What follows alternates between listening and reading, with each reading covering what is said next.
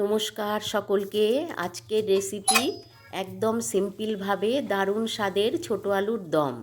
ছোট আলুর দমের জন্যে আমি আলুর খোলা ছাড়িয়ে প্রথমে আমি হাফ বয়েল সেদ্ধ করে নিচ্ছি।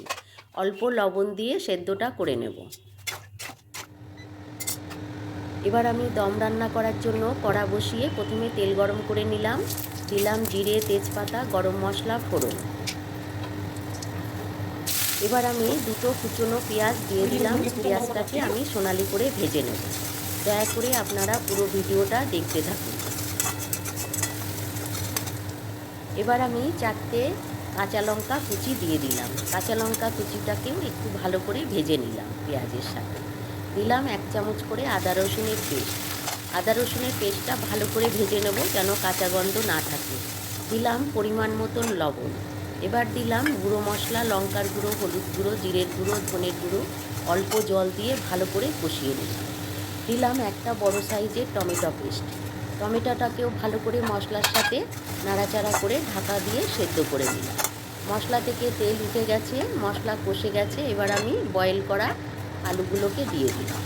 আলুগুলো মশলার সাথে ভালো করে নাড়িয়ে চাড়িয়ে মিশিয়ে দিলাম।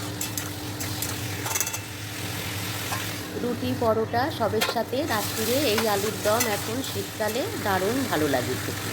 দিলাম 1 মুঠি কড়াইশুঁটি। লবণটা একটু চেক করে নিলাম, অল্প লবণ লাগবে, লবণ দিয়ে দিলাম।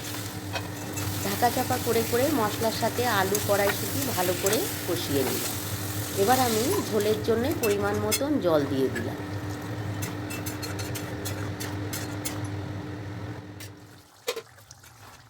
আলুর দমটা রেডি হয়ে গেছে, আলুগুলোও সেদ্ধ হয়ে গেছে। এবার আমি স্বাদ অনুসারে অল্প একটু চিনি দিয়ে দিলাম। দিলাম 1 চামচ ঘি। ঘি আর চিনিটা আলুর সাথে গ্যাসটা লো করে ভালো করে মিশিয়ে নিলাম। এবার আমি 2 মিনিট ঢাকা দিয়ে দিলাম। ঢাকা তুলে আমি অল্প ধনেপাতা কুচি দিয়ে গ্যাসটা বন্ধ করে নামিয়ে নিলাম। কেমন লাগলো ছোট আলুর দমের রেসিপিটা অবশ্যই কমেন্ট করে জানাবেন। ভালো লাগলে একটা লাইক দেবেন, বন্ধুদের সাথে রান্নাটা শেয়ার করবেন আর চ্যানেলটা সাবস্ক্রাইব করবেন। পুরো ভিডিওটা দেখার জন্য অসংখ্য ধন্যবাদ। ভালো থাকবেন।